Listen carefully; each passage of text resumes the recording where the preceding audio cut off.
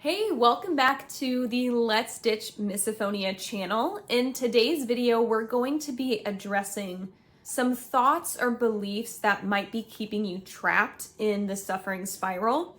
And what I will say for today's video, of course, we're going to focus specifically on experiences with misophonia because, hello, that's what this channel is designed for. And at the same time, it doesn't matter what you're stuck in, it doesn't matter what you're struggling with.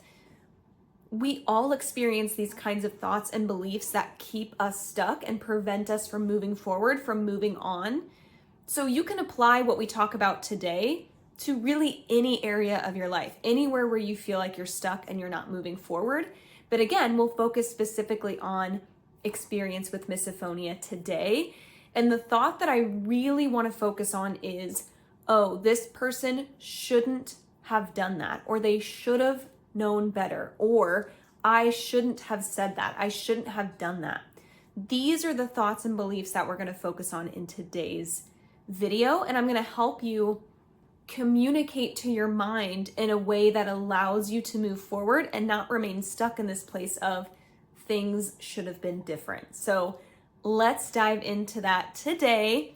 And before I go any further though, make sure you check the description in this video's description because there is a link where you can download a free PDF. It is the 3 steps to misophonia relief that are easier than anything you've tried before. This is a free resource for you, so check out the description.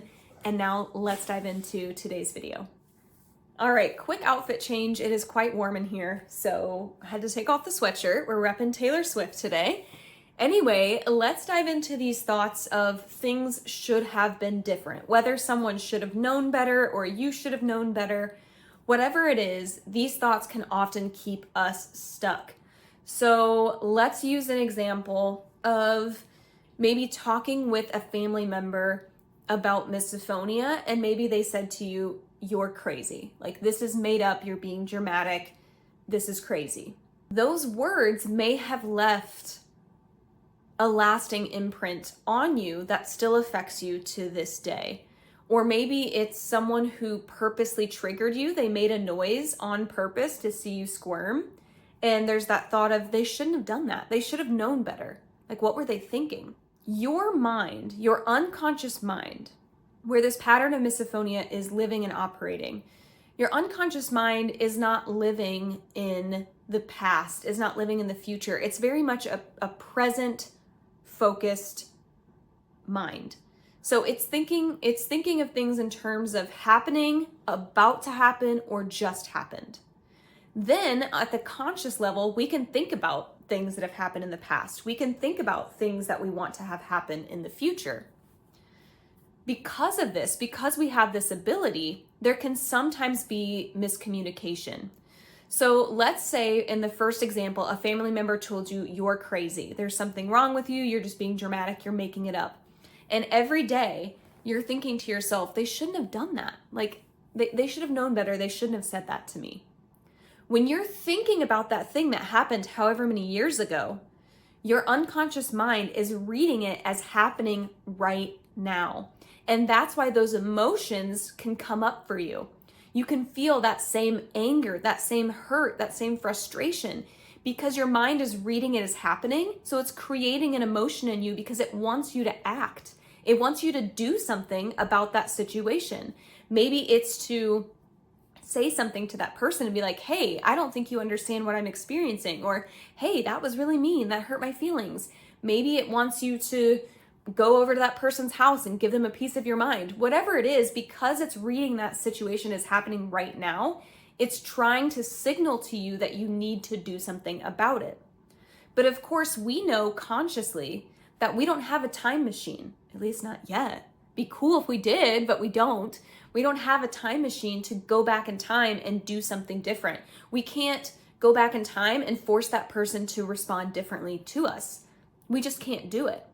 But because we have this conscious mind where we can think about things in the past, we can think about the future, you can see how that creates some confusion and it can keep you stuck because your mind is telling you over and over, "Hey, you need to do something." So that's where we can help our unconscious mind understand that there's nothing we need to do. It also helps to understand what your mind is trying to get you to do and deciding, A, is this even possible? And B, if it is, do I want to take this action? Is this action serving me? So for example, let's say that family member, you had this conversation, they called you crazy, they said it was all in your head, you need to just get over it. And it's now 10 years later and they've come around. They're much more understanding, they've apologized, they realized that maybe they weren't, taking you very seriously. And so you want to have a better relationship with them, but that memory keeps popping up and you still feel anger even though it was 10 years ago and they've changed and they're much more compassionate with you and much more understanding. So in that scenario, when your mind is telling you, hey, you need to do something about this, you need to cut this person off, give them a piece of your mind, whatever it is, you then get to decide, well, A, is it possible to do that? In this scenario, I guess you could give this person a piece of your mind in present day, but B, is that action going to serve you? Likely not, because this person already recognizes that they hurt your feelings. They didn't respond in a way that they agree with today. They're trying to make things better. You're working on your relationship. And so giving them a piece of your mind really probably isn't very useful if you want to continue building that relationship. And so you can let your mind know, hey, there's nothing I need to do. This isn't useful. This isn't serving me. There's no action that needs to be taken. Let's say that you're thinking of this scenario of this person telling you you're crazy, just get over it, you're being dramatic. And that anger is like, I just want to punch this person in the face. Or that person really should not have responded that way. Like, I wish I could go back and we could just do things differently. And so that anger, that frustration, it's telling you, hey, go back, right? And do something different. Make this person say something different to you. That action is not possible. And if it's not possible to do, then there's no reason to be angry or frustrated about it. The emotion is there because it's trying to get you to do something. And if that something is impossible, then we can let that emotion go. We can release it, recognizing that there's no action that needs to be taken. So I use that particular example because that is something that happened to me with a family member who I think I asked them to stop making a noise, and I think they were really frustrated.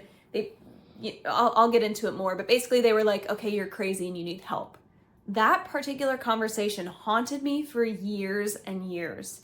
Even as I continued developing a much stronger bond with this person and a better relationship, that would still pop up in my head and it would cause me to take a step back from the relationship, even though this person was genuinely doing all that they could to better understand me and show more compassion. Like, they genuinely wanted to have a good relationship. They are not proud of what they said.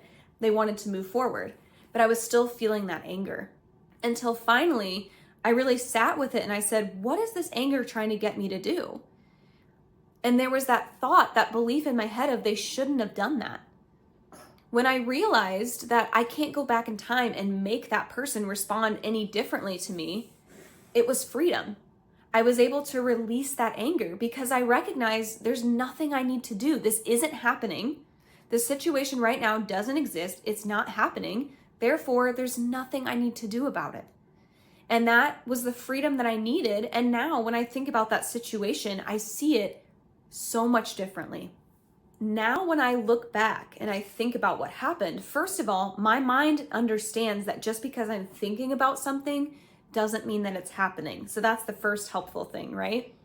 Secondly, I used to look back on that and think, how could this person be so mean? Or even thinking like, gosh, there must be something wrong with me. Like, maybe I am crazy. Now what I see when I look back at that situation is someone who just didn't understand what I was going through, and they didn't understand how to support me. And it's not that they really thought that I was crazy. It's not that they really thought that I, was crazy, basically. I don't know what else to say about it. It's just that their mind didn't know how to process what I was experiencing, and they didn't know how to be there for me. They didn't know how to show that compassion. That's what I see now when I look back on that. And that information is really helpful because I can use that interaction to say, okay, how can I maybe better express myself? How can I maybe better get my point across? And this person can look back on that situation and say, okay, how can I maybe ask better questions? Or how can I maybe respond in a way that's more productive? How can I let this person know that I'm not understanding without invalidating their experience? So rather than the hurt being there and the anger every time I think about it, now it's just, okay, what are the lessons from that and how can we use that moving forward in our relationship? But again, it was those thoughts and those beliefs of they shouldn't have done this that kept me stuck for so long, because anytime I'd think back on that, it would generate those emotions and it would get in the way of moving forward with this person. So if you have these thoughts of this shouldn't have happened, I should have done something differently, they should have known better. Again, helping mind understand that just because we're thinking of something does not mean it's actually happening. And also then looking at, well, what is this emotion trying to get me to do? Is it possible? No? Okay, great. There's nothing I need to do. This isn't happening. Nothing I need to do. And if it's something that you can do, right? If this is an action that is possible, well, then deciding, okay, is this actually going to serve me? Is this going to be useful? If it is, then do it. Take the action. And if it's not, allowing, again, your mind to understand this isn't serving me. This isn't useful. It's okay if we let this go. So another example, let's look outside of misophonia for just a moment, because as I said, this can support you in so many areas of your life. It doesn't have to be misophonia specific. So let's think of maybe someone who had a negative experience with a parent who is now deceased. And so when they think about these difficult times with their parent, there's a lot of anger and frustration, or maybe even sadness there.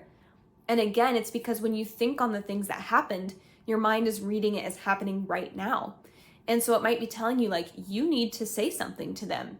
They should have treated you differently.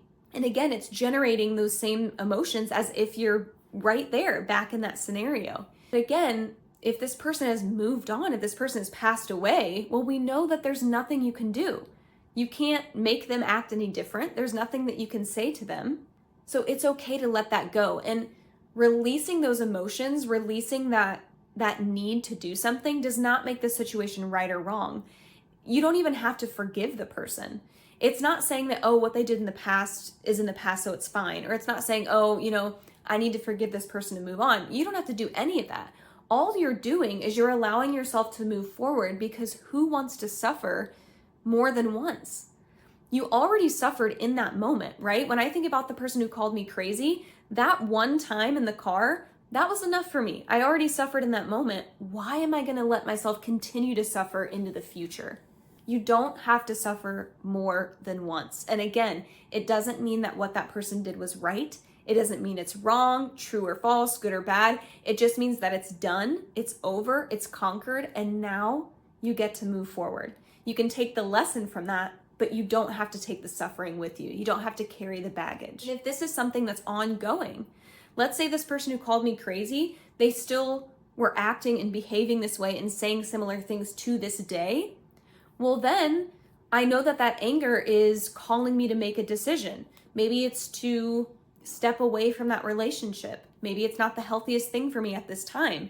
Maybe it's encouraging me to have a conversation with this person, to have another conversation and say, hey, look, this isn't working. You get to decide then if those actions are useful or not. And if you decide not to take them, it's also okay to let that go. But you get to decide how to move forward. So again, when it comes to these thoughts of they shouldn't have done that, they should have known better, I should have done something different, maybe it's guilt that you're feeling. Again, helping mind understand that just because we're imagining it, just because we're thinking about it, does not mean that it's happening. Next step is what your mind is trying to get you to do. Is it even possible? And if it isn't, let your mind know, I can't do that. That's impossible.